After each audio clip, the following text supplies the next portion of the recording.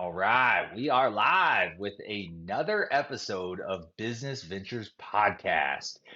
Today, I've got an awesome guest, Brandon Vaughn. So, Brandon, you are our ideal guest. You are a serial entrepreneur in yourself, over a dozen of a huge portfolio of companies ranging from tech to real estate.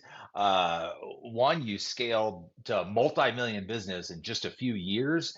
And what I see something in your bio here about a Guinness World Record holder. Man, we got to get into that as well. That sounds like a cool story. Thanks for being with us today, Brandon. Yeah, thanks for having me, Alan. Happy to be here. Yeah. So, we're a little bit different. We don't have some goal that we have to do. I don't have sponsors to where I have a time limit or anything like that. We Nice. keep this open. It's Business Ventures Podcast. And a venture in business is going out on that limb. It's hmm starting new, starting that entrepreneurial journey. I think some of our listeners might be entrepreneurs, but the same things apply. And one thing that I've found in my own life and my own journeys through entrepreneurial journeys is that business principles are universal. They hmm truly are. Right? So once that aha moment that you see that these business principles are universal, that's where it takes you. So with this podcast, I do again. I want to catch you on the Guinness World Record holder thing. That's just really cool. And ADD, I have ADD as well. You'll see that from my storytelling. I I bounce think a around a lot little of bit, right? entrepreneurs do. It's kind of an odd thing that strings us all together. I think there's probably something that's there around the lack of Definitely. conformity and the creative brain that never stops. There's got to be. There's got to be. And I don't think it's not one of those things where you have to be ADD, ADHD to be a successful entrepreneur. But if you Yeah. have it, you're it's like it's a catalyst, I think I yeah, would I say. think it can be a superpower if you learn to build a toolbox that helps you rein it in. Because there's pros Yeah. and cons of it. The pros are you have the ability to be able to micromanage or not micromanage. You have the ability to be able to hyper focus in one area. You have the ability to come up with really creative ideas. But the cons of it is getting things to the 100% mark as opposed to not wanting to give up when it's just at the 75% mark, and getting good people, good systems, living and dying by a personal calendar, being able to kind of lock in. That's the part that I've always kind of struggled with as an entrepreneur. But it is, I do feel like once you have that, the ability to be able to pivot between a lot of different areas in your business is pretty important. Yeah, absolutely. I mean, we're probably around the same age as well. So it's like growing up when we did, everybody was like, "Oh, ADD, ADHD. Right. Let's try to numb these people." And like you said, you've got to learn to channel that. I think in schools and in younger generations now that we know that it can be a superpower, I'd like to see more of that channeling.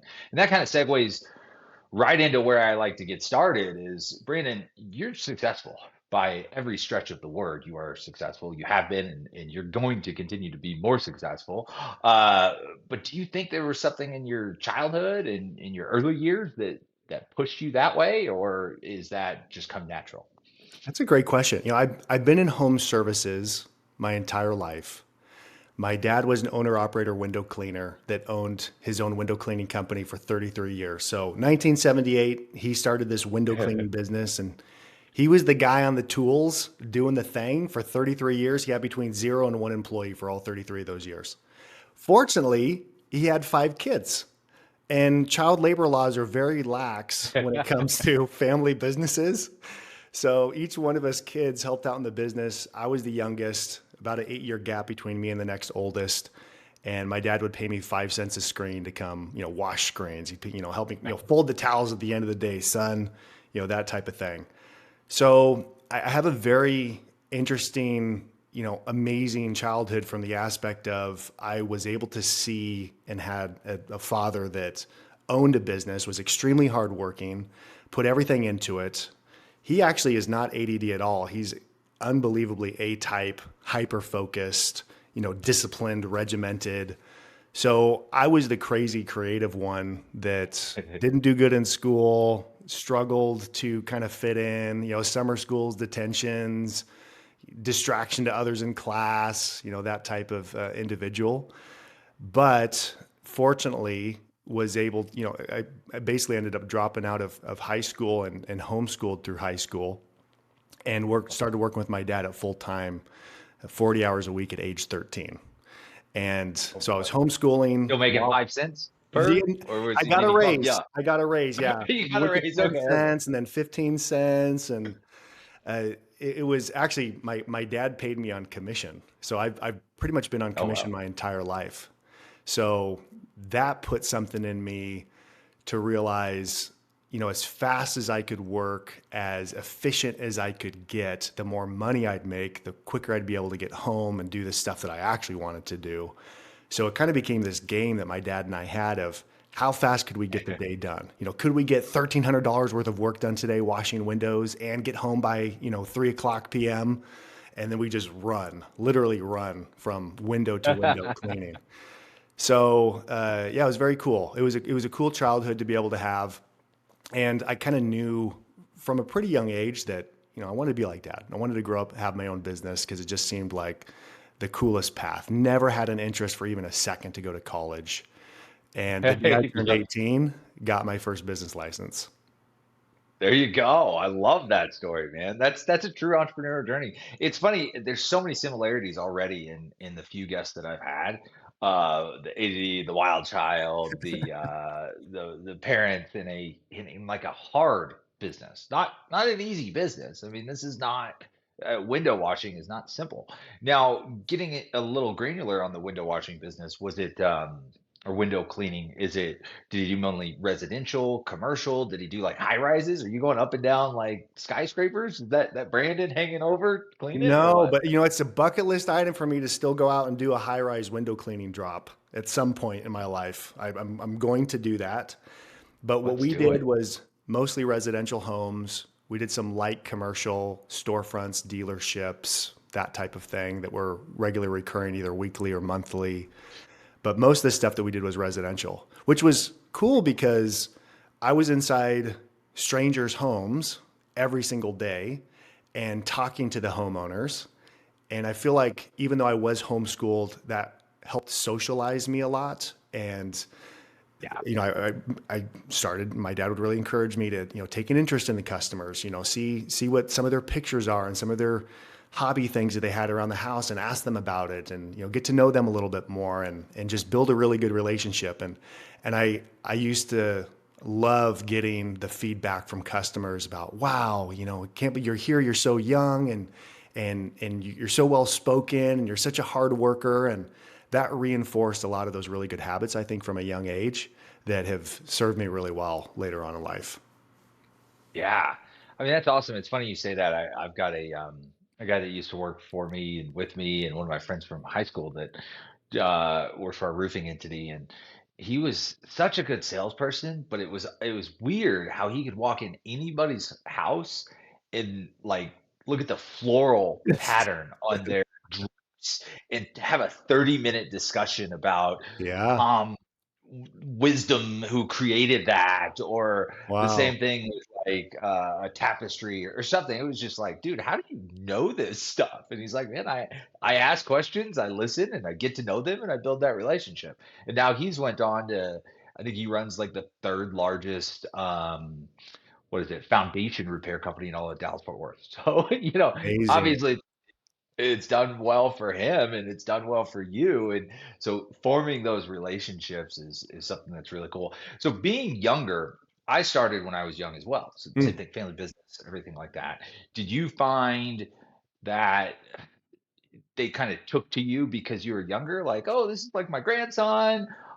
Did you find that you have to be more knowledgeable than everybody else? If there's anybody that's watching this that's younger, what's a key to success that they could utilize? I think the biggest thing that I got reinforced a lot that made me feel pride in myself as to who I was my ability to be able to speak to an adult like an adult and carry on an Ah, intelligent conversation and to listen a lot and ask lots of questions. So that personal interest always surprised the adults that I would talk to because normally, they'd be asking me questions about, well, what are you doing with this? What are you doing with that? And I'd answer, but I'd kind of quickly turn it around and ask them questions, and it would kind of take them aback a little bit because younger ones don't necessarily ask adults, Yeah. hey, tell me about your life. What are your kids like? What kind of hobbies do you like doing? What do you like doing for fun? What do you love about this area? What do you wish more people would go and see when they came in and visited, or just any kinds of questions. And that people skill set, I think, has been probably one of the most valuable assets that I've had as an entrepreneur, as a salesperson. Because when you do live your entire entrepreneurial life on commission only, you have to be able Yeah. to have those people skills. They and then when you lead employees, you're still selling. You're still selling a vision. You're selling a dream. You're selling why you want to spend more time working for me than you spend at home with your own families during your waking hours. And why you want to do that for years. It's all sales. It's all the ability to influence and to try to get others to kind of see a perspective and get them to dream and think a little bit bigger. So I'd say that being able to cultivate that skill set while I was young, and my dad was really good at pushing me to have conversations. Yeah. I never was necessarily, I'd say, super shy. I was the outgoing kid that I think probably some people would say, okay, chill out, Brandon. Like, go play over there a little bit. Just calm down. That's that ADD is what Yeah, that that's is, that's right? I had the H in the ADHD part for sure. Yeah, the H too. Yeah, it's Yeah, silent, but it's in there. yeah, yeah. But it was You know, good. it's funny. They use different terms nowadays. Um, Hmm. my son he's 5 years old now, but I think he was two in like a it's they're very strict. They call it preschool, but it's a daycare, And I think it was a sense of pride. I will say when the teacher came to me and she's like, I've had a lot of 2 year olds, and he's the most high energy 2 year old we've ever had. And it's like, yeah, definitely It's entrepreneur one day. It's interesting. I've heard people refer to ADHD with an acronym VAST, VAST. And the VAST stands for variable attention stimulus trait. And the reason why they've kind of adjusted that is that we don't have a attention deficit. I mean, I don't know about you, Yeah. but people who actually know me recognize when I lock in, my attention is 100% focused. Yep. I don't think I'm going to think about anything else. Yeah, I will do that for a period of time and then completely lose all interest in it and then get 100% locked into here. But that's that variable attention side of things that is a little bit Yeah. different than just an attention deficit. We actually have the ability to hyper focus in one area for a long time. And the key that kind of unlocked my next level as an entrepreneur was realizing that I need integrators and people in my life to be able to take projects Round you up. to the finish line. All I have to do is focus long enough to be able to record a really good Loom video, put out my 7 steps of delegation, hand it off, and then know that that project is going and will actually go to completion so that I don't feel guilty when I now go take my attention and then, focus over in this area. I love that. I love that. I'm gonna use that for my wife because she calls me obsessive, is what she says. Like, Right. Alan, you'll pick something up and you obsess with it. Yeah. But that's how I am with everything I pick up. I get Vast, obsessed, baby. and Vast. It's not yeah, ADHD. vast. I like that better. I like that better because I've always I'm 0 or 100. I don't know half-ass, right? Same. That's it. So Same. I'm gonna do it 100. And people talk about that balance and that life work balance. To me, that is balance. When I'm doing something, I do it times 110. And that can be, David Carroll is a good friend of mine, and he talks a lot about, I don't know if you've met him at all With yet, dope dope marketing, marketing, but yeah, yeah. he's a good friend of And mine so, too. I love Dave. Known him for oh, years. perfect. There we go. So he talks a lot about how not just business principles are universal, but some aha moments in his life were that business and relationships, it's all the same if you treat it all the same. Yeah. And so giving that 110 towards the relationship, giving that 110 towards the business, be obsessive in everything that you do. So how you do one thing is how you do everything. I 100%. love that. Yeah. So And let's get back to we Brandon. get All along right. really good, Alan, in person. I can already tell. We're Yeah, we yeah, talk. yeah. Would have been dangerous in our younger years, but I'm Yeah, glad that's now, right. right? So, so Brandon's coming up. He's becoming more successful. He's got the sales thing down. He's able to get people to like him, trust him, and buy from him. after you're 18, you said you went and got your own business license instead of like partnering with your father or doing something else. Did you want to go into a new business? And the one thing I didn't ask is where are we at in the country? I'm really visual. I like to see things. I've lived in multiple different Yep. areas, so it helps me see your story if I know where we're at. Gresham, Oregon, just outside of Portland, Oregon. Oregon. Okay, Yep. there Yep. we Just go. outside of there. Yeah. So day I turned 18, lo and behold, I went out and started my own window cleaning business. So There you really go. thinking outside the box, spreading my wings, Yeah, yeah, yeah. carving my own path, exact same business as dad. But funny But you enough, just became his competitor, right? I well, mean, this is the funny part actually. There was, my dad was pushing me to go out and get my business license. And I didn't really understand it till later. He didn't want to pay employment taxes on me. So he wanted me to be a 1099 subcontractor so that when I came and helped him and worked with him, he wouldn't have to pay employment taxes. So he's like, well, you need your business license and then, you can go do your side jobs, you can get this. So he was already thinking about the 70%, 30% rule for a 1099 subcontractor. And what ended up happening was I started my own business. I was still working with my dad a few days a week, but then I started taking on my own jobs, doing my own work, kind of building out my own portfolio, and started doing things like pressure washing and gutter cleaning and, little handyman type tasks as well. And for me, that was, I don't know if I would necessarily call that, I am now successful. I'd say that it took me quite a while before I felt like I really understood what it meant to be a business owner. Because for years from that point on, I ran a business just like my dad did, which was owner operator. And I had a bus score of 1. And so did my dad. And what a bus score is how many people in your business would need to get hit by a bus before your business ceases to exist. yep. And for my dad and myself, that number was 1. If we were sick, if we hurt ourselves, if something happened, income stopped because there was no employees in the business, or if there was an employee in the business, the employee was not, trained and skilled enough to be able to go out and continue bringing in income without us. And I ran all of my businesses for quite a while in that exact same format because I didn't know any different. That's just how I thought business ownership was and how it worked. And every other concept of business was very, very foreign to me. And it wasn't until later on when, you know, we had something happen in the family that forced me to have to kind of adapt and change. And I can talk more about that. But for a long time, I was just kind of stuck as that owner operator. Window cleaning business, started a construction company called Cutting Edge Interiors, taught myself how to do remodeling, had a graphic design and web design company called Vaughn Creative Works.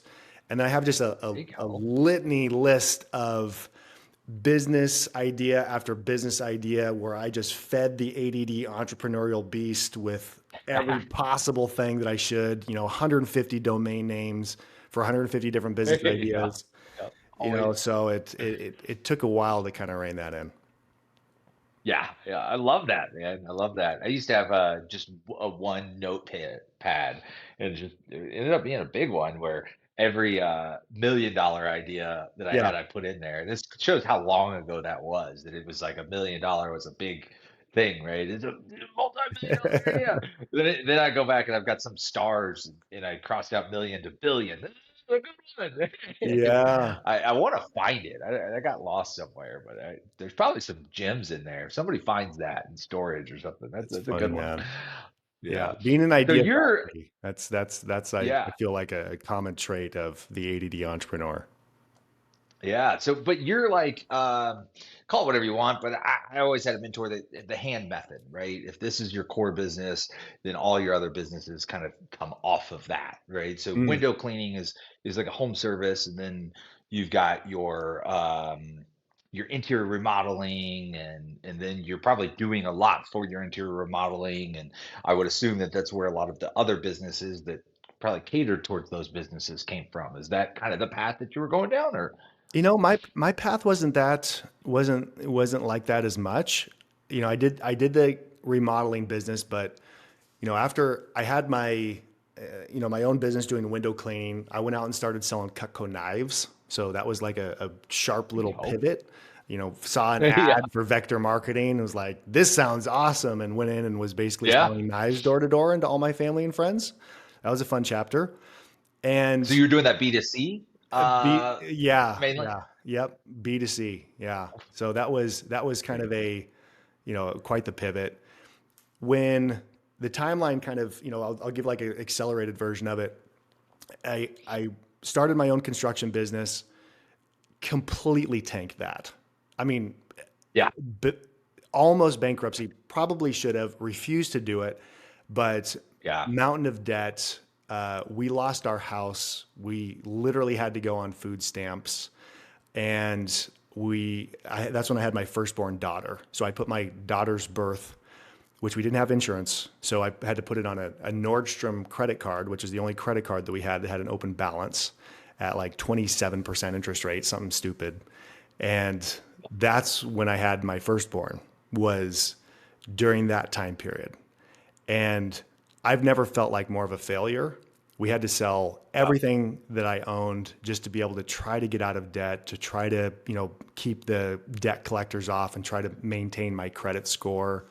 I sold musical instruments that were very dear and valuable to me.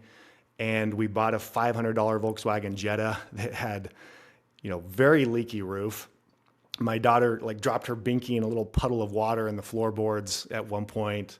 And the funny thing is my story is not unique.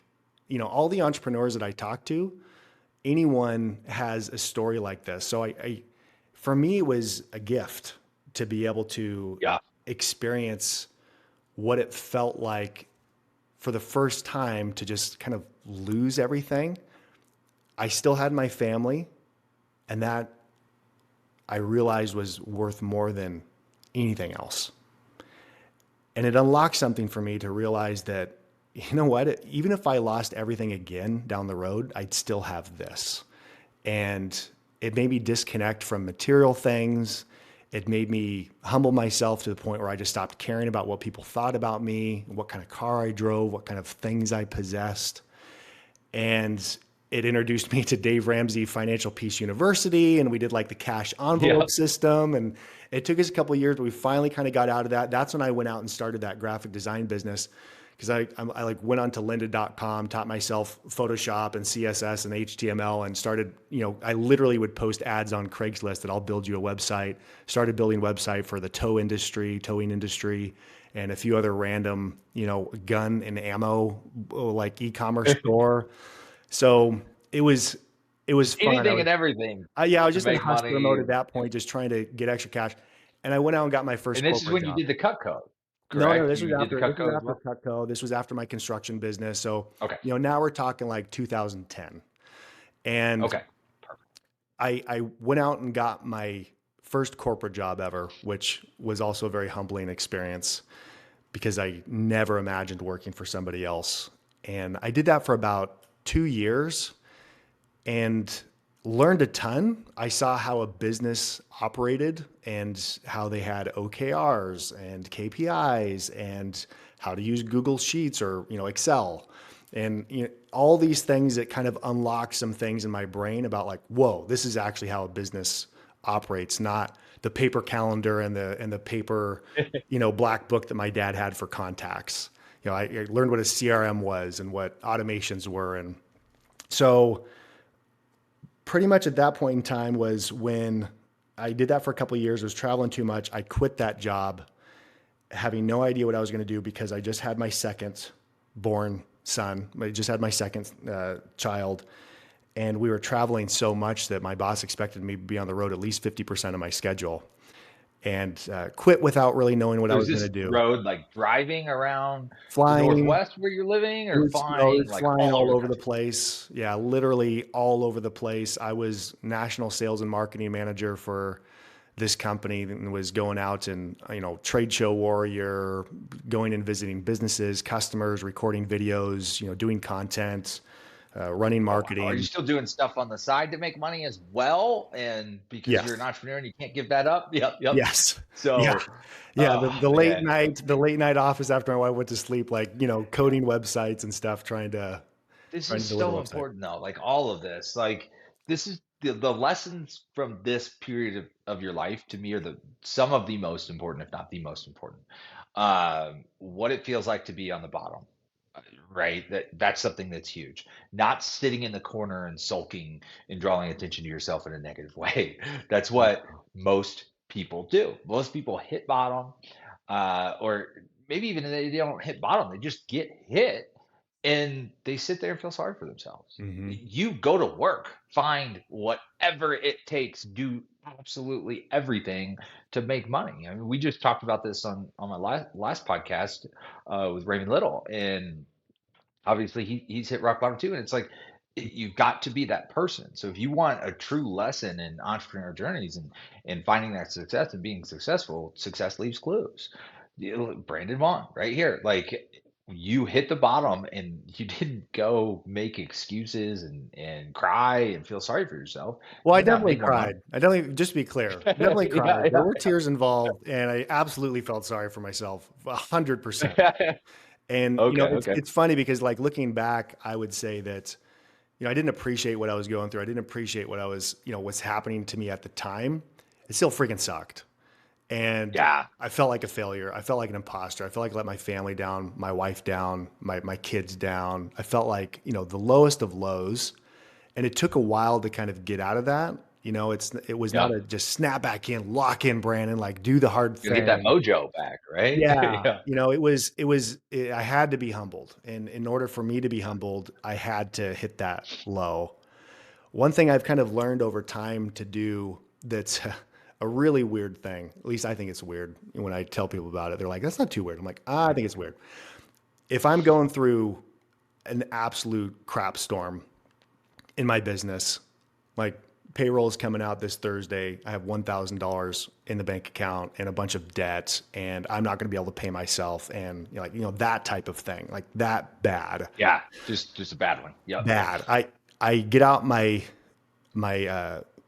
cell phone and I record a video, me talking about it, and I have some pretty gnarly, ugly, crying videos, and just the things that I Yeah. say, and how I just 100% transparent. I look myself right in the Yep. camera, and I just record and talk about everything that's happening, all the stuff that's going on, what I feel like, all the things, and I save it into a private folder that no one on earth can look at. Yeah, you better block that out, right? That's I pray that never gets blackmail. leaked out somewhere.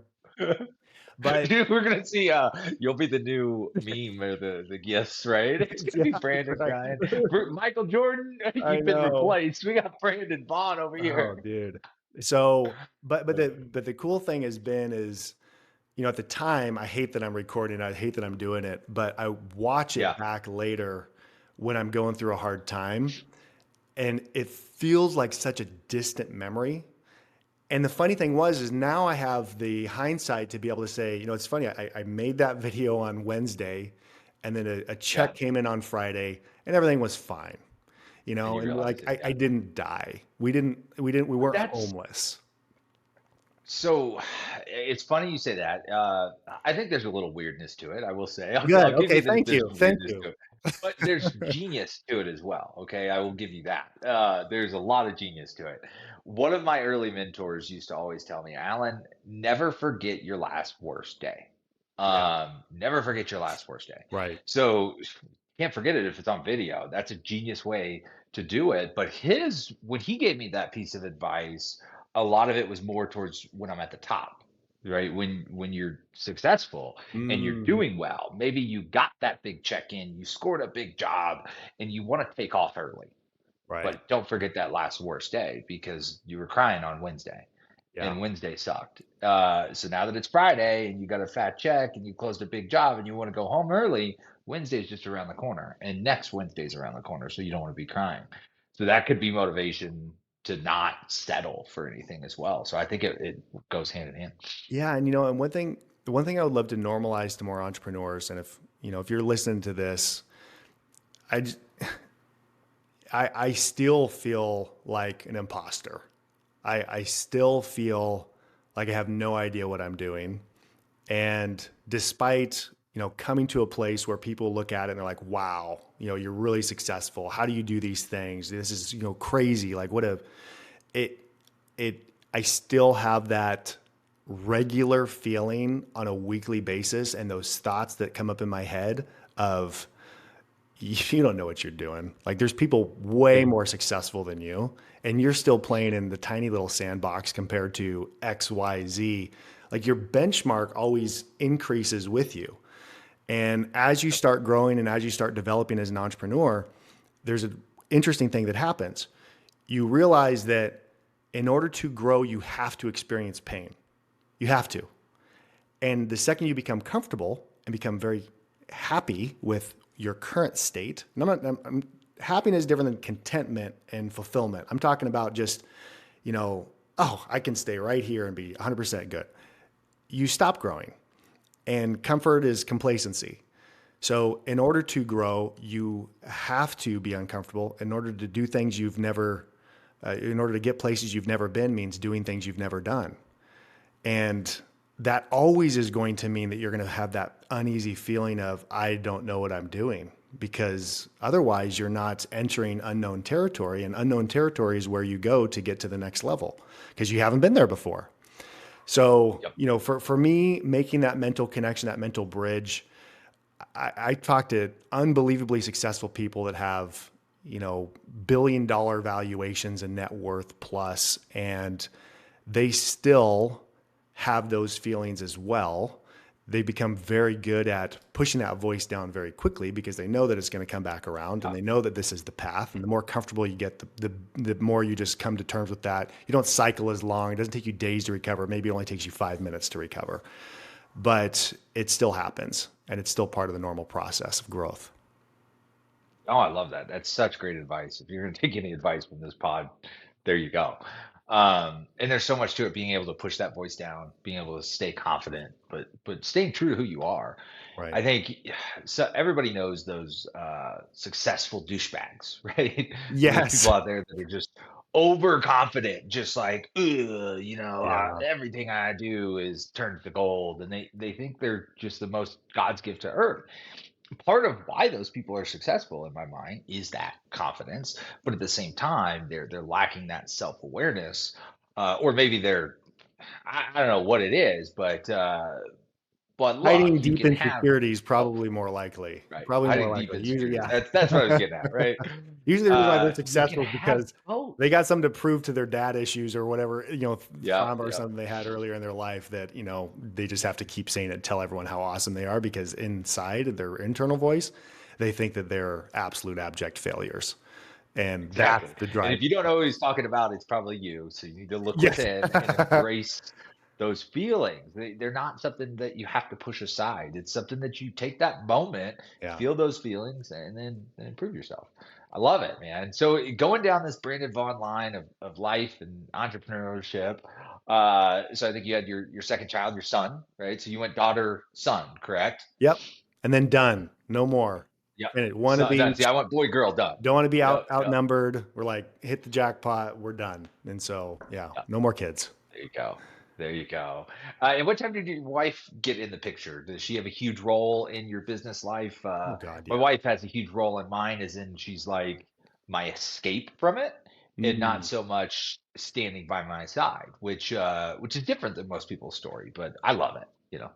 Yeah, my wife was heavily involved in my businesses, usually as back end admin, support, office manager, bookkeeping, taxes, that side, answering the phones, and in each part of my different entrepreneurial venture, which really kind of came to be when she did a little bit of this with my construction business, but 2012, my dad was diagnosed with heart disease and was told he couldn't work physically at all anymore. Here's the bus factor: hit by a metaphorical bus. And so we got Yeah, together as a there you go. family, and this business of 33 years now was ceasing to exist. And so at that point in time, what we ended up having to do and kind of pivot to was circle up as a family. And I was, still doing something else, but decided to buy the business from my dad so that he could retire. He could start drawing Social Security, and then with the payments that I give him, that would offset enough of his income for them to be able to just, continue doing well. Him and my mom, because my mom didn't work at all.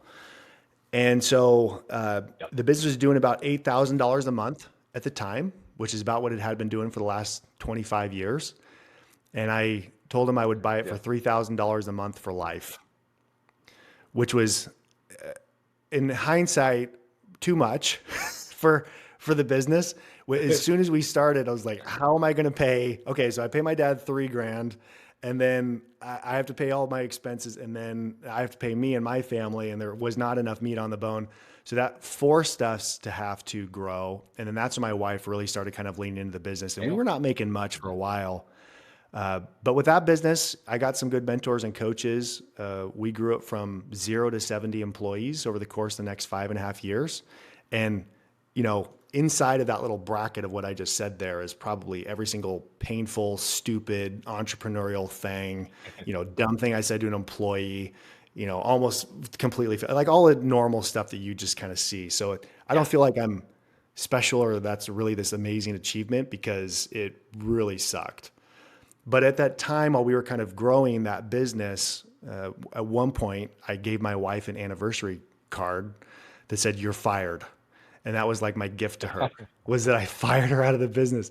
So then she was able to There you be a go. full-time stay-at-home mom, which is what, my goal was for her. And if it wasn't for, There you go. getting off the tools, getting out of the truck, getting, out of sales, getting out of the office and just promoting myself out of a job and getting both of us out of a job, that never would have happened. And so, fortunately, I had this tremendous pressure to make sure that I was taking care of my mom and dad and also our family, because that forced me to have to do very, very uncomfortable things. Otherwise, we wouldn't be able to survive. Yeah.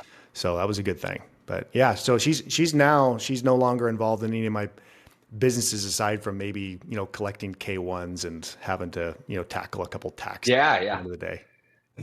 Well, there you go. There's still background stuff like that. Yeah. My wife's been a stay-at-home mom uh, since she had her first child. So, yep. That's awesome. And it's been great, but she's a real social creature. So Yeah. she loves it and she's the best mom in the world. But I would like her to do something even part-time just to get that social requirements that Yeah. she needs. You know what I mean? So, but I keep telling her, I was like, do something that like gives us free stuff. Like, go be a flight attendant once a week so I get some free flights, right? Right. Or Let's get some extra my favorite, perks what's my going favorite here, baby. restaurant? Yeah. You know, I want some perks. Yeah. I mean, man, to have an amazing life partner. She's always been very supportive, and she witnessed me completely throw my business down the toilet with my construction company.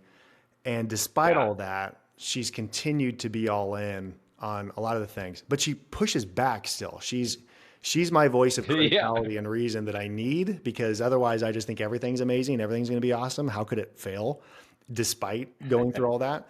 So she makes me have to prove the ideas and come to the table with the plans and really kind of walk through them. And that's a important dynamic that I need in my life to balance out Yeah, that you have to side. have people to poke holes. Yeah. If you're an entrepreneur watching this, you may not have a wife like Brandon who can poke holes in your business ideas. You need to have people poke holes. That's the first thing I do. When I call people about business ideas, I don't call them to pat me on the back. I That's call right. them to tell me, Tear this apart. no, you're an idiot. This is wrong. This is wrong. This is wrong. You're gonna fail here, right? Yeah, that's right. That's so important. Hmm. The ups and downs too. Having a partner that has your back throughout everything is amazing. I was blessed, and then I learned a lot of lessons from others throughout my life. So my family was in storm chasing. So like Oh, we cool. bounced around all the time and lived all over. And my father would make mistakes that normal storm chasing roofers would make, and either spending too much money or shitty partners or whatever else. And so we had hit up and down, up and down, up and down at multiple times. And so I knew what rock bottom felt like, and I realized that family was so important. Whether we're in like some stupidly ridiculous home with too many cars growing up, being an asshole kid, or Yeah. whether I was in a house with like we're all living in one and sharing a room with my two brothers, Mm, I was almost happier seeing everybody every day with that house. And mm, so when I found my wife, it was more like find the loyalty, find the love, because I know I'm going to be successful, but I know I'm very risk adverse. mhm. And I think that's the dangerous part about hitting that bottom is now that you've hit it, you are risk adverse because you know that you can always climb back up. That's you true. know, But that unlocks a lot of, being risk it averse does. is I think a needed quality to be able to find success in business because no risk, no reward.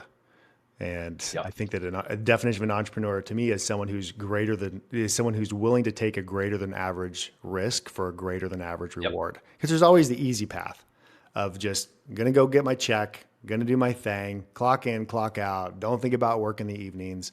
It's easy path, and you Yep. get a check for that, but the check is usually small.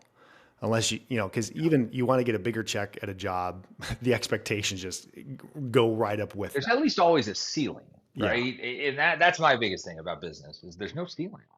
yeah, Uh, you know, I, that's why I didn't go into college stuff like a doctor or a lawyer or something like that. And yeah. but now that I'm with the law firm, I'm kind of second guessing that decision because I always thought they were bound by hourly wages. I didn't know this contingency thing was a thing. Um, I was, damn it. But anyway, Brandon. So uh you've got your home life supporting you and your wife is amazing and you've got that structure you've rebuilt the family business, you've scaled that. Where do the dozen other businesses come in and where does this world record at? Right. I All right, I I'll need give to you the do this world. accelerated version that kind of catches us up to today. Because then we're like 2012, and we've been in this for a while. So Hey, take your time, I'll tell the catch us story. up. I'm enjoying every second of this, right? Well, so with this cleaning business, I grew relatively fast for a pressure washing window cleaning company. A lot of people were watching. I did lots of Facebook videos called Happy System Because you have Saturday. the marketing experience now because you worked a corporate job and did it for everybody Yeah, else. Okay. yeah. Learned how to have Excel sheets and goals and budgets, and continued to level up on that side. Got a coach, met with them on a regular basis, and gave me that level of accountability that I needed to be able to actually execute on the plans that I had. Started getting myself a community of people that were larger than me. Had a couple epiphany moments. Read The E Myth by Michael Gerber. Amazing book for me, life changing. And all these things kind of came together. So when I grew this business very quickly, in my eyes at the time, very quickly, a lot of people took notice. I got a lot of messages and comments from people. Spoke a lot at industry events. Keynoted at several huge convention things with the exterior cleaning, pressure washing world, and ended up creating this pressure where people were asking me for coaching. So 2018, I sold my business and exited my cleaning company. Experienced my first sale and exit. There you Mind go. blown to realize, Does wow. Pop still get did Pop still get the 3K after the sell, or was that Yeah, baked into the I gave deal? him, I basically did the math and I gave him a six-figure gift that would cover him There you well go. There you go. beyond. It just pays that 3 grand a month, all right? Yeah, well beyond. Yeah, so he got set up. So he's fully retired now. He actually lives in our house down in Troutdale. And they're Yeah, they're that sounds they're like an Oregon completely taken town. care of, totally retired. And Love it. so with that part of it though, when I sold my business, I launched a company called Conquer and launched that January 2019. And it was a coaching company. And I basically asked myself, what would I want it to look like? What do I wish I would have had as an entrepreneur? I spent over a couple thousand hours creating systems and documents and worksheets and checklists and SOPs and sales training processes and quote sheets and stuff for my cleaning business. And all these other business owners, every time I would show a system, they'd like, "Can I have that?" Like I realized all of us were working on the exact same thing. So started a coaching company. And over the course of the next few years, grew that to where I had 50 coaches. We coached over 20,000 business owners. That's when we got the Guinness World Record for hosting the world's largest virtual business conference. And we had 21,000 attendees that came to that event in 2020 and had Michael Gerber come and speak and 39 other amazing humans, a lot of some of my favorite mentors and people that I looked up to as well. Mike Michalowicz, Tommy Mello, Brian Goodrich, just all the greats in home services Yeah. and a lot more. I was a huge fan of Sandler Sales. So the CEO of Sandler Sales came and spoke. And so we had this amazing event and built up that coaching company. Most incredible few years of my life. Just I don't because, think that's ever going to be beaten either. That what's was that? 2020. That's COVID. Everybody's at home. That's COVID. Nobody's ever going to take that Guinness record away Oh, from I you. know. You Yeah, got that it one. still Yeah. stands. It still stands to this day. And Oh boy. All I'm right. stoked. It was like perfect timing where all these events were getting shut down. And I'm like, I want to host the world's largest thing. Reached out to Yeah. Guinness and yeah, we got the record for it. Love that. So sold actually Conquer here just recently. And before I sold Conquer, one of the projects that I had kind of done was I wanted to have another home service business. I launched a YouTube project called Map to a Million, where I said, hey, I want to create a business this time, another service business, industry I have no experience in. This time, though, no work in the field from day one, no sales calls from day one, don't even answer any phone calls from day one. Start with a really small budget of 15K to launch the business from zero. And I documented 16 episodes of starting that business, over the course of the next 4 months. We went from zero to 100K a month in 4 months. We hit seven Wow. figures our first year. And, fast forward to 3.5 years later, 37 locations across the country, $2 million a month in top line revenue. And that's in floor coatings, garage floor coatings, a company called It was wise coding. So I was wondering if Wise it was Coatings. what type of coding. Okay. Yeah, so that just kind of took a life of its own. And to date, I spend about an hour a week in that business. I have a CEO that runs that company, and I kind of kept doing that while I had Conquer, was open up these other kinds of companies, open these different businesses, was in startup mode. And then more recently started to learn the acquisitions game. And now I'm in acquisition mode. So we just acquired an There you go. electrical company in Tucson, Arizona, January 1st. I have a holdings company called Hammer and Forge. And these businesses, I started to kind of fall into, okay, what's my superpower? Where's my strength? And it's really in finding great people and getting teams put There you go. together. And all of the work that I did to hire and recruit and find people is what led me to say, hey, I should create a software platform, start leveraging AI. I've been super obsessed. Now my hyper focus is on AI and leveraging Yeah. that. So started a software company called HireBus, and that's what I'm CEO of right now. So all these other companies, I have equity, I own the Those company, are I on have the way up there. CEOs, Yep. GMs that run those businesses, but my full-time focus is CEO of HireBus, and we created this software tool that literally does recruiting on autopilot for home service businesses, and that's my primary focus right now. So the portfolio kind of does its thing. I feel more comfortable investing in businesses and putting capital to work in companies that I can control the vision and actively participate and use my strategy to help grow it on my own. The returns are a lot better than the S&P 500. So I keep Yeah. funneling Yeah. all my money Love there. it. That's where it Well, goes. when you find that these business principles are universal, and not to devalue anybody who's seen success in them, but you hit that aha, that epiphany, you zoom out, whatever you want to call it, it's really not that hard anymore. So as long as you find those right people and everything else, you can get those running like a fine-tuned machine. And now you're putting your full-time effort towards something you're passionate about. Right. Hire boss, So I really want to dig more into that because hiring and recruiting and training, that is. to me the most important part. In all of the businesses that I've been in and all of the businesses that I run, it's same principles.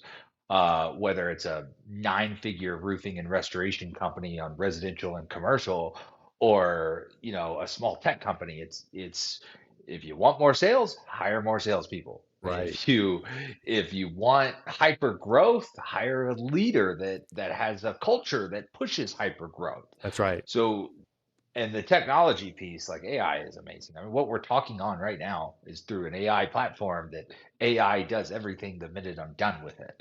Like, Wild, man. I'm That's so cool. constantly adding efficiencies to all my business the last month since I opened the podcast, because I'm like, well, I'm not going to use editors or anything. I'm going to use AI from everything. And now I'm like, man, hey, my head has been in the sand lately Isn't it about AI. crazy? I need to pull it back out. Yeah, it's been Yeah. crazy, man.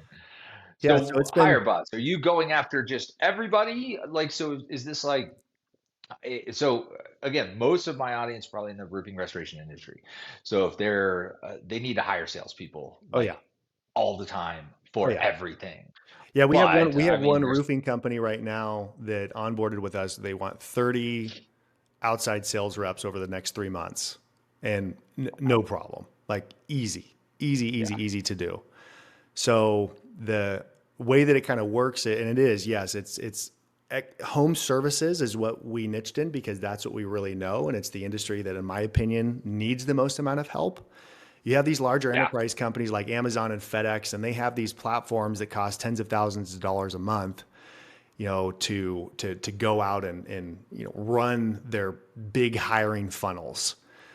And the problem is that we're competing with those companies for talent, for labor, and we don't have those kinds of tools. So we wanted to create really incredible AI powered tools, ones that had behavioral science backed behind it for assessments to be able to score people as to how well they'd fit for a given position in a role before you even interview them.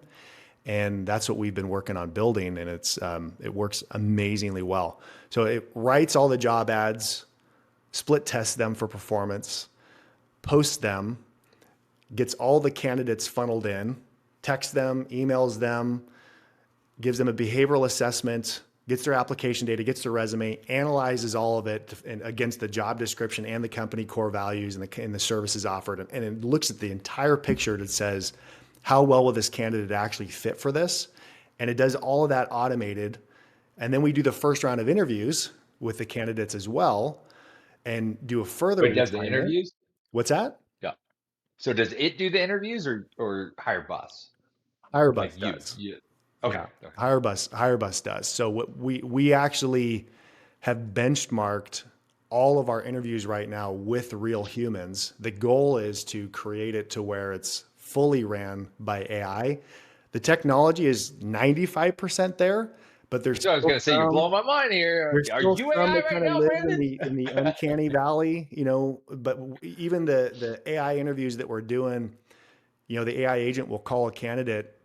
It's extremely conversational. It's very natural, and basically says, hey, I'm Melissa with Wise Codings.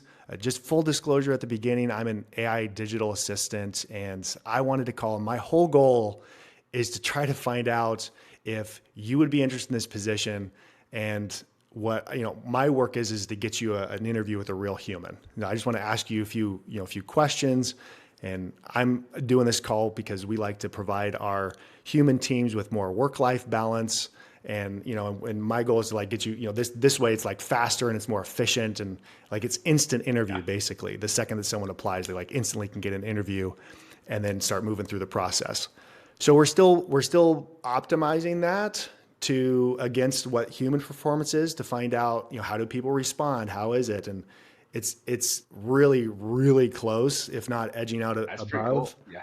because it's faster and candidates can get answers to things like near instantly, whether or not they're able to kind of move forward for something. Well, So I always like to put my mindset in that person, right? So if you're a company that's using technology, you want to hire people that are familiar and comfortable with technology. right. So, I guess negative, if some people may be like, "Oh, you're not gonna take the time to call me. You're gonna use an AI." Right. But positive, you don't want them because if they don't like AI and if they're not embracing the future, that's not an employee you would want anyway. If you're using technology within your company, and the complete opposite, if they're happy with it and they embrace it, well, then they're gonna say, what they do to me, they're gonna do for me. So if you're putting Potentially. AI Yeah, and technology potentially. around hiring, that's something you can do for them. So I would love that. If you call me and it's AI and I take a job through AI, I'm like, man, once I get that job, there's AI is gonna do a lot of stuff for me, right? Right. So Yeah, again, and all the data points that we're measuring are, how long does a candidate stay engaged? What's their tone, what's their tonality? Are they answering questions really fast and curt because they don't really want to talk to an AI agent? They only want to talk to a human. Are they abusive to this AI agent because it's just a robot? Or abuse. yeah. So, it's because, I mean, you can do an interview with a human and the candidate and, can and has been abusive to even our human interviewers, and then we get lots of interviews that do not go well, where we're like, this person absolutely is not going to be a good fit for our team. Wow. But because we're starting out with all this data of real interviews, real connections, real things, now we have something to kind of benchmark against. And I think a lot of these platforms that just immediately jump to AI powered interviews, they're Yeah. actually seeing data points of drop off and disengagement. And I actually think it's hurting the process more than it's helping because they're launching it too soon. So we're making sure that we're going to perfect it. So for right now, interviews are happening. All of them are happening with real humans, That's awesome. and then we're testing against, and the data is actually showing it's working even better. So in the next coming months, it'll probably be switched over fully. But every single new model that gets shipped, our entire platform gets faster and gets smarter and more intelligent and even better. So that's the cool part about how we've kind of built it out. So all that happens on autopilot. So for a business owner, they come to us and say, hey, I just want to hire a really amazing commission only salesperson or a door-to-door canvassing team or a project manager, production manager, operations manager, office manager, a VP of sales. I want to hire a CEO for my company that I just acquired.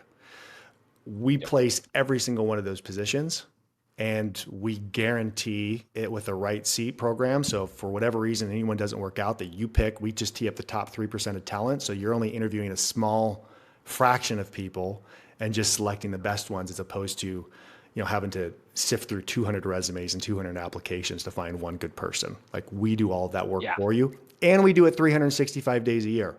So we build you a talent bench and pool so that when an opening comes up, we can just backfill positions as well because we already have people that are interested. We just tell them, hey, we're going to put you on our waiting list. Yeah. No, I love that. I mean, again, you're a solution for the company entirely. You're not just, some of the recruiting stuff kind of makes people sick because it's like, Yeah. one, they charge an obscene amount of Yes. money. That's Their like lifestyle 25% of annual videos. salary, and they want that up front. I mean, it's wild how Yeah. expensive recruiting agencies have Yeah. gotten with And it's some. like a douchey guy, or it's like a douchey guy on social media driving a Lambo, make a ton of money in roofing. You can drive cars like this. Like, Right. and no offense if you're using ads like that, but I mean, I know they I'm take a not. work, but at the same time, it's like, I see those and I'm like, man, like, is that really who you want? People that like go after that? I get money as a motivator, and I like knowing what motivates people, but at the same time, I don't want a team of douchey guys that just get motivated that way either. So the fact that you're taking all of these different facets and doing it all for them, and I think it's genius and using technology with it. Thanks, man. I It's been love a ton that. of fun. Right. I've never built a software company before, so I had no idea what I was getting myself into before I started this. And we've gone really deep into it real fast. And I think in some ways that's been a big advantage because we've just gone in with a fresh pair of eyes to say, okay, what do home service business owners really need? It helps Yeah. that I built this basically for myself and for Wise Coatings first, because like now we have a waiting list of 260 technicians to hire for our Wise Coatings locations, and that same application just continues to kind of go forward in that way. So It's been cool. And then the behavioral assessment is something that's super, super unique. Like one of the things that I was Yeah. kind of mentioning before, I don't know, is that backwards on your screen? I don't know if you can see that very well. Wait, it's a little blurry right now because I think it's like it does do a little bit of like what we talked about Riverside does. So I can't tell, but I Yeah. don't So, think it's backwards. but I this think it's, yeah, this is it's good. this is like a behavioral line chart. And what this line chart does is it actually has 21 different behavioral attributes of a candidate that you get after they take our right seat assessment. And it's a single question assessment. And Oh, this is me. High change, high creativity, low criticality, all the things that I am. And we yeah. we use this tool for being able to find if people would be good. Like I score a 7 as a CEO because my criticality is too low, and which is a problem. My change is too high. I am constant. I mean, look at my entrepreneurial career. So, for me, I use this as a coaching tool to identify. Okay, I need to hire people that have very high criticality, and I need to not just roll forward with decisions that I am 100% confident with. I have to find people to poke holes in those. I need to find people that actually take projects all the way to the finish line, who have higher endurance. And then the sales benchmarks that we have are unbelievably powerful and effective. As far as like, what's the, I, to be really excellent in sales, you have to have high proactivity, high aggression, high creativity, and high criticality, and a really low self-control. Like for me, my low criticality has constantly got me in trouble because, it's like, oh, this realtor is going to give me a whole bunch of business, so I'm going to give them a Yeah. discount, or, finding something that's, uh, you know, if do I really think that it's going to close, or am I kind of to feel like it's already a done deal? And those types of behavioral profiles are really good for salespeople. And this benchmark's based off of Yeah. millions of data points of the top salespeople in the country. Like there's a guy There you in our go. industry that sells about 13 million a year in roofing sales, and his benchmark is exactly dialed in right here on this outside sales and inside sales line. It's pretty wild. There you go. Yeah, it's cool. It's huge. I love that kind of stuff. I wish I I would use that. Always recommend using that stuff for anybody and everybody you hire, anybody and everybody in your team. I have a problem when I take those type of tests because it's like every question. It's like, I know if I answer it this way, it's going to give me this result. I know if it answers this way. So I end up not being able to answer it honestly. Like I just can't. I don't know why. Maybe I'm too deep of a thinker. Maybe I'm broken. Maybe I'm manipulative. I don't really know. Maybe am I abusing the system? So I have no idea. But I highly recommend them. What works for me is not everybody else. Oh man, I And I want to think send you our assessment. I want you to rip it to pieces. I want you to tell me what you rip it think to of it. pieces. I'm not going to be able to do it. Like I'll take it, but It's I one can tell you right question. It's the now. easiest thing ever. It's one question. Oh yeah. Perfect, perfect. Yeah. I'll do it. I'll do it. Send it over. So, man, this has been a great show. I don't know if I told you about it yet, but we do have a segment. Did you ever watch Who Wants to Be a Millionaire? Yes. So we used to do Who Wants to Be a Millionaire for our my last podcast, but I got away from that because there's got to be some legality in taking the rights to Who Wants to Be a Millionaire, and just because I run a law firm doesn't mean I want to get You sued. got to change the million to billion, and then you're good to go, Billion to right? billion.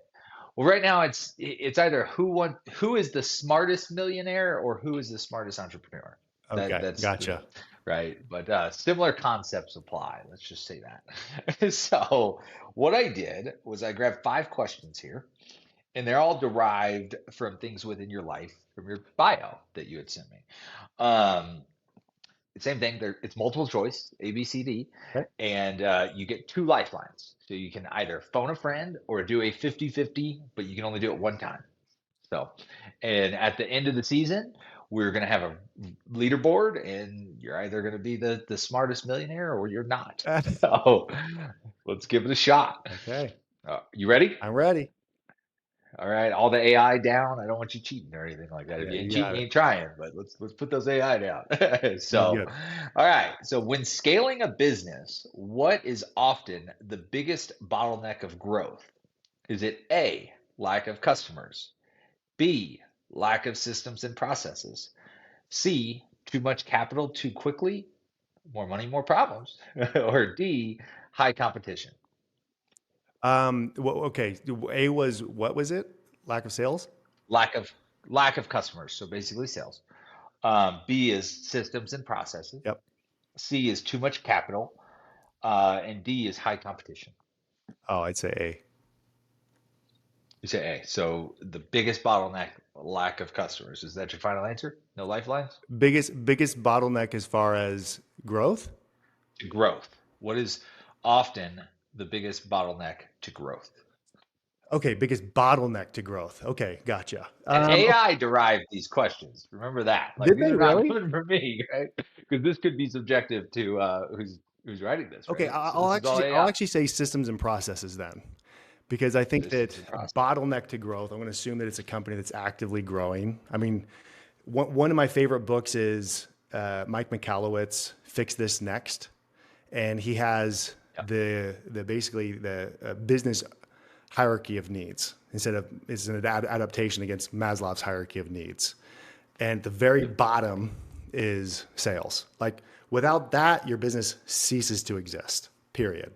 Yeah. So, but a company that's growing and wants to continue growing and has the ability to keep growing, like what's a bottleneck? Well, obviously, if you have no customers coming in, period, you stop.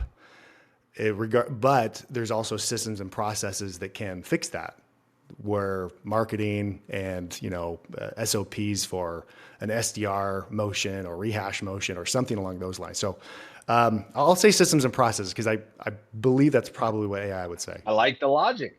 Final answer? Yeah. All right, you got it.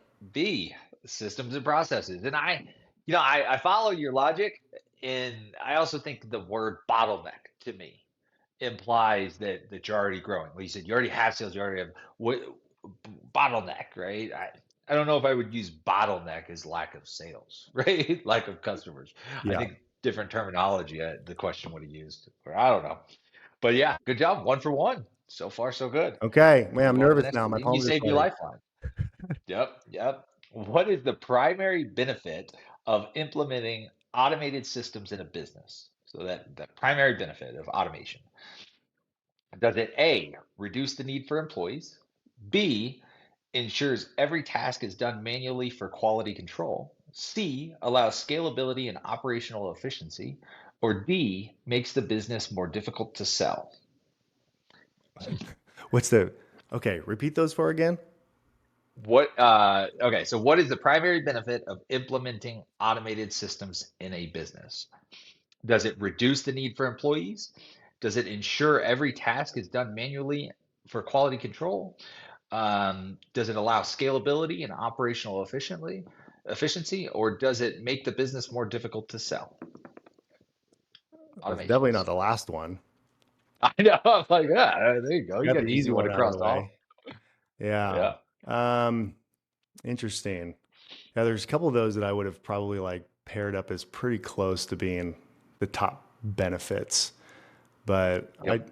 I'd probably say that um, as it was reducing the need for employees, Yep. and then the second one was B was what? Ensures I'm a every visual person. task It's is really done hard for the manually. auditory part of me to have to I know I like it to is. I'm the reread same way, questions. man. So I'm now just making you I have to probably need to reread put them. these at the bottom for you. Yeah.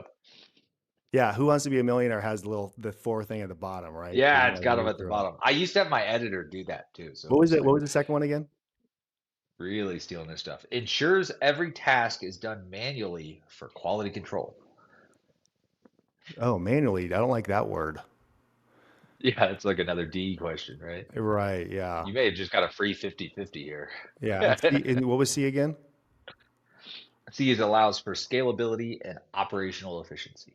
Okay. I'm going to go for operational efficiency. I think that makes sense. You do the C. Yeah.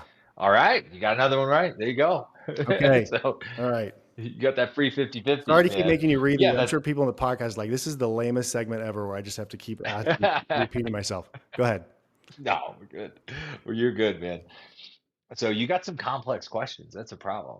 My first guest had the toughest questions ever, and his business is kind of like a fractional CTO. Yeah. So he goes real heavy into like efficiency. So the questions were so like percentage No. based Oh and like no. ridiculous ranges. Like who knows this shit? That's funny. Oh yeah. So you got one right. And so yeah, yours are a little bit better. All right. Which of the following is a key trait of a successful entrepreneur when managing multiple businesses? So this is you. What's a key trait that Yeah. you have? Is it doing everything yourself to ensure perfection?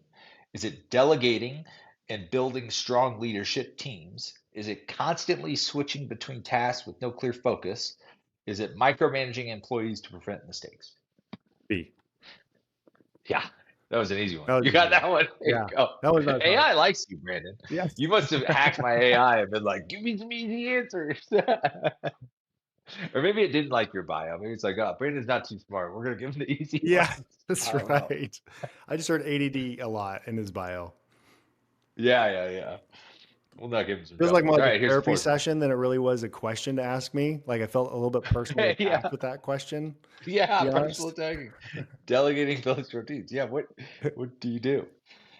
All right. So in the home services industry, what is typically the most effective way to attract new high value clients? Okay.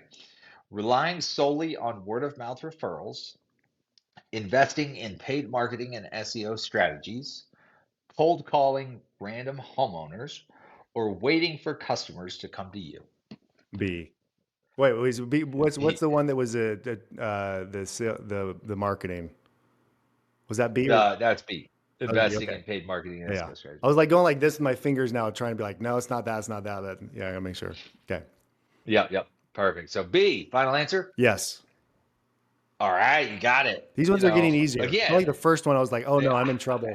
But yeah, the first one these was ones feel a tough, little bit but easier. this one's easy. But this is probably again, it's AI. So how many marketing companies are writing this shit on there Yeah. so that way AI thinks that it's like Right. the most important way to get business in your home service company is SEO. I know, right? we, we got some friends that love that. So number five, let's hope this one's a little bit harder. I want to challenge you. I want you to have to use your lifeline here. What is the biggest challenge businesses face when trying to hire and retain top talent? Is it finding employees willing to work long hours, competing with larger companies on salary alone, creating a company culture and career path employees want to be a part of, or only hiring family members to ensure trust? See. See, you think creating a company culture and career path employees want to be a part of is the biggest challenge businesses face when trying to hire and retain top talent. Okay, the biggest challenge is creating a company culture and something that attracts, or the other one was large companies that are taking away their labor Yeah, pool. competing with larger companies. It Yeah, could be you know hard, right? what's hard for me about this answer is that I believe those two are very, very, very, very closely related. And the reason why I say that is that, recruiting is a marketing problem to solve first and foremost. And you have to market something that is actually true about your business. You can't just Yeah. say, "Oh yeah, we are aiming to be the largest, fastest growing, biggest, company that we care deeply about people. We have strong work life balance. We're like a family," or whatever that is, and then them show up and it actually not be that. That's the Yeah. retention part where they bounce. But it is also very true that big competitors in the area are eating up good Yeah. quality talent because they're spending more money and they have focused more time, energy, and effort into their company culture, their tools, their automations, et cetera. But it's kind of just out of principle alone, I hate the answer of competition. And the reason why I Yeah. hate that Blaming it on answer, this big company that yeah, can it's pay like more. whenever I hear people say, It's "Oh, like a well, cop out. the reason why I'm not successful is because the government or because I have so many competitors in my area, I can't Yeah. charge enough." And so, if AI says that that's the answer, I'm actually going to be disappointed. But I do believe that what I find most hard for the business owners that I talk to when they're trying to attract people is more like understanding and realizing that the company culture side of things is actually the key to solving their problems and more importantly their messaging and their approach to marketing the position. So it's kind of like a cause or effect. All right, I want to ask you to repeat the answers one more time just so I can double check my gut. All right. The biggest challenge people face when they try to hire and retain top talent is A, finding employees willing to work long hours, B, competing with larger companies on salary alone, C, creating a company culture and career path employees want to be a part of, or D, only hiring family members to ensure trust. Boy, A and D are wild. Um, Yeah, yeah. like I'm like, Working long hours, huh? yeah, So you well, get that free that's a big 50-50 again, huh? challenge. No one wants to work a lot of Yeah. hours. Boy, I'm really torn between B and C. Um, because yeah, you shouldn't compete on salary alone, period. And it just feels like more of a victim challenge than anything else. So I'm gonna say C. And even if I can live with the fact if that's wrong because I believe it to be Yep. right. Final answer. Yeah. All right. Is it it? 5 out of 5. You're leading the charge now. You got them all right. Let's Yeah. go AI. All right. First place, Okay. Brandon, top of the leaderboard. Yeah, they got that right. I thought they would go with the other one too. I probably would have said that just thinking AI is going to get it wrong, Yeah. but you went with the heart, I had to right? go with You my could never gut. go I had to wrong go when with you go my with the heart. instincts. Yep. There we go, man. That's fun when you put up a number up there that's going to be tough to beat. So, Cool. but man, it's been a pleasure having you on the show. I think you've given so much value to our guests and really anybody that's watching this. I can't wait to get this one aired, man. Thank you, Right Brandon. on. Thank you, Alan. Appreciate you having me on. Oh, if anybody wants to Pleasure. reach out to you about HireBus, man, HireBus sounds amazing. I may want to reach out to you. How do they get a hold of you? So what I'll do is, one of the biggest things that is most people kind of ask for uh, is like how do I start? Where do I start with this? And usually, if you want to go out and post a job ad or anything, you need a really good, solid job description, of what exactly the role is. One of the things that we have is a packet of written job descriptions for every single position inside of a company from up to zero to like a $20 million business. And we have these for roofing. We have these for every kind of industry. So if people go to hirebus.com, and what I'll probably do is it's claims advisors. What's your business again? National Claims Advisors, the law firm. Yep. National Claims Advisor. So we go to hirebus.com/NCA for National Yep. Claims Advisors. There'll be a little landing page on there. And if you fill out that form, schedule a call, you'll learn more about HireBus. And we do what we call a free hiring audit, where we'll take a look at what hires you need to make for the next 12 months.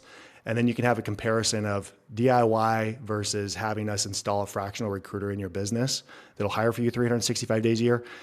It starts off with a couple $100 a month. I mean, like, it's super, super affordable. And it goes up from there. But if you fill that out on that page specifically, if you go there, we'll also email you a packet once we know your industry of every single job description that you could use inside your company. So at worst case scenario, you'll learn more about HireBus. You could maybe decide to use it later on or pass on it, but you will get a full packet of every job description for your business. And so go there and we'll be happy to meet with you and see what we can do to help you out. I love that, man. Well, reach out to Brandon. Thank you, brother. Cool. Thanks, man.